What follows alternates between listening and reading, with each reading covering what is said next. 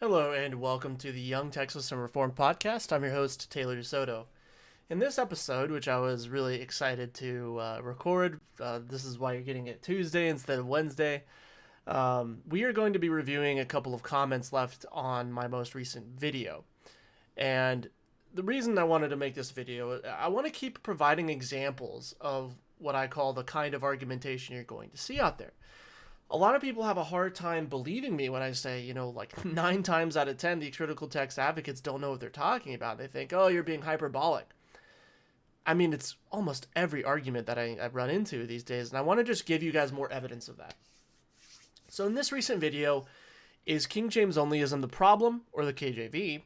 I try to demonstrate that typically when someone is advocating against King James onlyism, they really just have a problem with the King James, whether it be the difficulty of the English or whether it be the text critical issue they have with it. People have a big issue with the King James Version, thus they have a problem with people reading it. That's the argument I make anyway. And in this video specifically, I identify and call out what is typically called Ruckmanism, or the thought of Riplinger, Gipp, kind of the double inspiration or re-inspiration view, that the kind of the common understanding of what Ruckmanism is. And I call it heresy. I say it's wrong, it's foolish. So with that kind of context, let's go ahead and look at this comment. So we know what I was addressing. We know it by the title for one, and the title is pretty descriptive.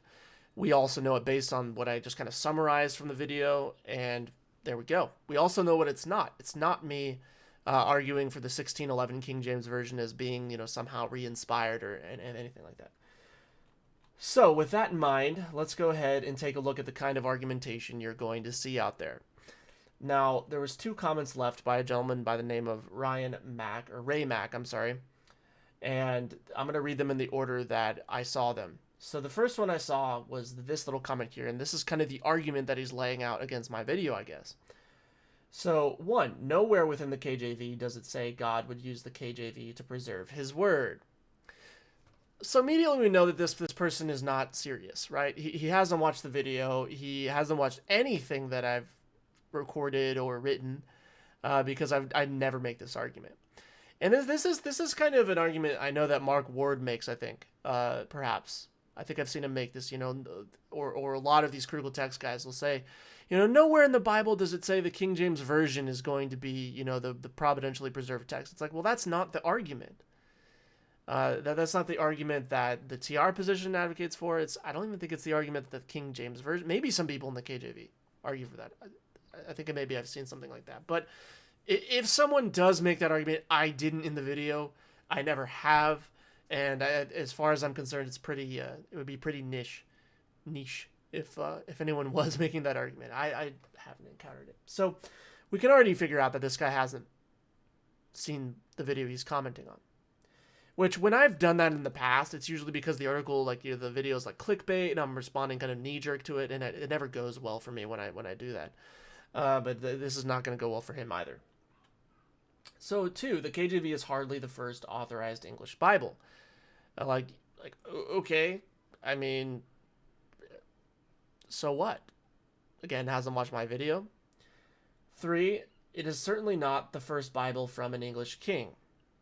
It's like, okay, again, he seems to think that the King James is given its authority, or at least the KJV people believe it, by the virtue of the king, perhaps, which again is not an argument I'm familiar with. And I mean, even then, was there another Bible authorized by a king? Leave it in the comments. Is there another Bible that was commissioned by a king of England or a king of anywhere else? I just don't know. Maybe the Reina Valera, perhaps. I don't know. Leave it in the comment below. We'll see. Even if there was another Bible authorized by a king, I don't know why that matters. 4, the authorized KJV in 1611 authorized the apocrypha. Again, nothing to do with the video I posted. Nothing to do with the King James Version position. Nothing to do with the TR position. Don't think it matters. I guess it would matter if you were arguing for the double inspiration or re-inspiration view, which, I think this is the main point of the video. Typically, the critical text position or the advocate of such, will have to argue against something that you don't believe in order to be correct, essentially. See, what seems to be going on here is that he thinks that that my position is refuted by refuting the idea that I am arguing for, I guess, the re-inspiration of the King James. He's like, if I can prove to this person that the 1611, was either inspired with the apocrypha or not inspired at all, then I have won this argument. But his error is that I'm not arguing for that. In fact, in this video, I argue against that. So I don't know. Maybe he's, I don't know. Maybe he's agreeing with me. I don't know. I don't think so. And then number 5, the 1611 authorized the apocrypha to be placed within it because they didn't want people to read it. And that's sarcasm. That's what that means on the internet. That means sarcasm. Who knows? Who knows what he's getting at now? So if you're like me, I don't know what he's talking about right now. I don't know why he's commenting on my video. He finishes this comment by saying, King James didn't like the Geneva Bible, the Bible favored by the English people. The Puritans left England with their Geneva Bibles, fleeing the Church of England's persecution, and came to America. All right, Peanut Gallery comment section. Is this true? Did the Puritans only use the Geneva Bible? Were there any American Puritans that fled England who used the KJV? A little trivia for y'all.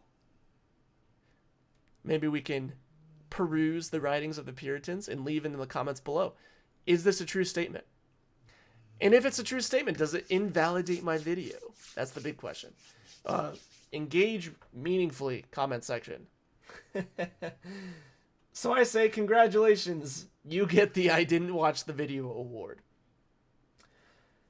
And then he responds very quickly and says, how would you know how much I watched? Cupcake. So cupcake, if you're unfamiliar with the word, was an insult used in my childhood to call someone fat. Someone a little tubby, a little extra around the middle. You'd call them a cupcake. Or maybe, you might call someone a cupcake if they're being like a wuss or something. I have not heard that insult in a very long time. And I guess maybe I'm a little chunky. I guess you could call me a cupcake. How about that? Leave that in the comment section below. Am I a cupcake? Most votes, I'll be officially titled cupcake, I guess. Leave it in the comment section below, though. Is Taylor a cupcake? Okay. And nice deflection because you lack a substantive retort. Like literally, all I said was he didn't watch the video because he didn't. And then he goes on, KJV types use 2 and 3 all the time in their arguments because since those are nonsensical arguments, they proffer. Which, shouldn't we go with another authorized English Bible or one from another English king?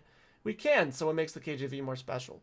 So again, in the comments, was there another Bible commissioned by an English king? Leave it below. All right, so we kind of get the idea, right? We get the idea so far that this is typically what you get.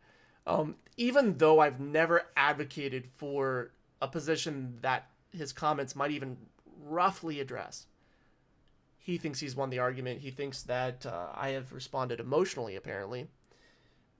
And there we go. So then he goes on and adds another comment.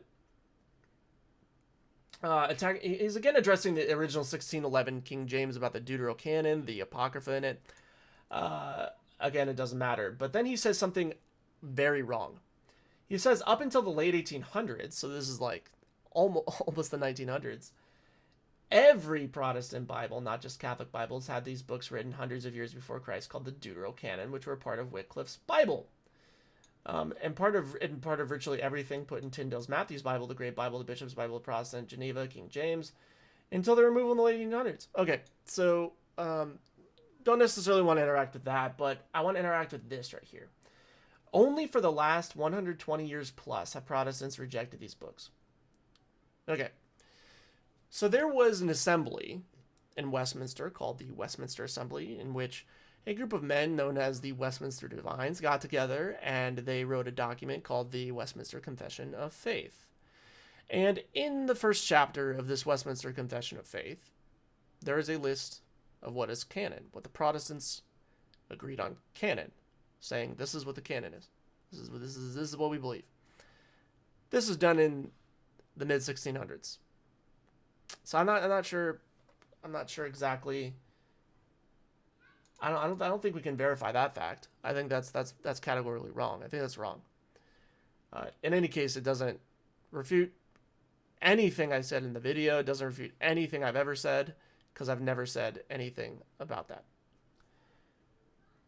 Goes on, but if they knew it was not scripture, then why include it at all? If there's nothing wrong with it, why take it all? Again, he's arguing as though I'm like a Ruckmanite. And so I say this is the kind of argumentation you're going to see out there, folks.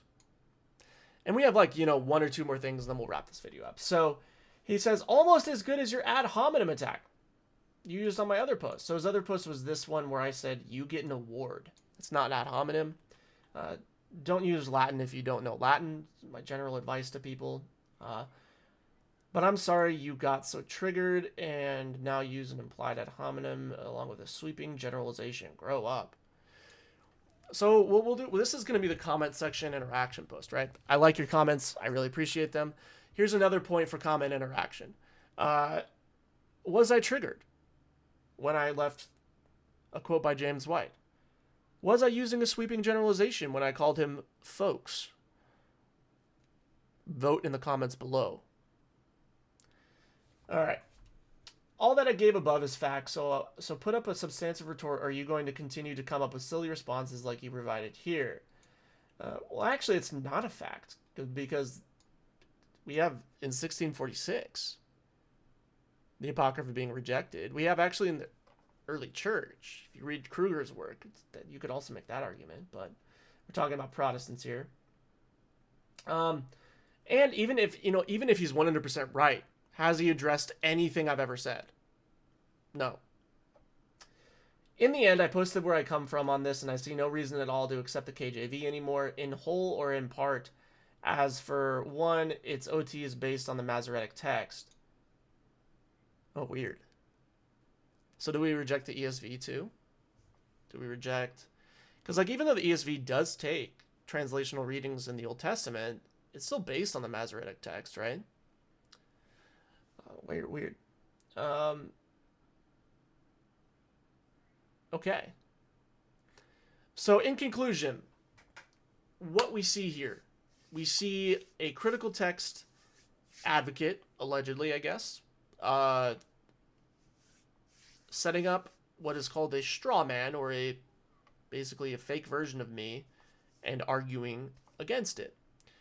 We see him making an argument against the King James that I have never seen made in my entire life, which was addressing a position of the King James which I've never heard of in my entire life. And then I get called a cupcake, which we'll determine in the comment section if that's true. And with that, this is the kind of argumentation you're going to see out there, folks. May the Lord bless you and keep you. This has been another episode of the Young Texas and Reformed podcast with your host, Taylor DeSoto. And we will see you all in the next episode. I hope this has been enjoyable. I had a lot of fun with it. So thanks.